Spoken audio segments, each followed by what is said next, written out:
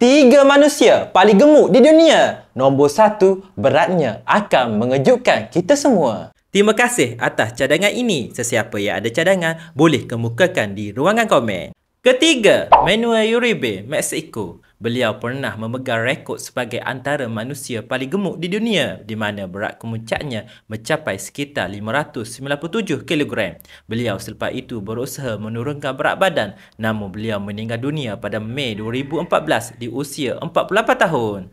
Kedua, Khalid bin Mohsen Syahri, Arab Saudi. Beliau merupakan manusia paling berat yang masih hidup di mana pada tahun 2013 berat badannya mencecah 610 kg.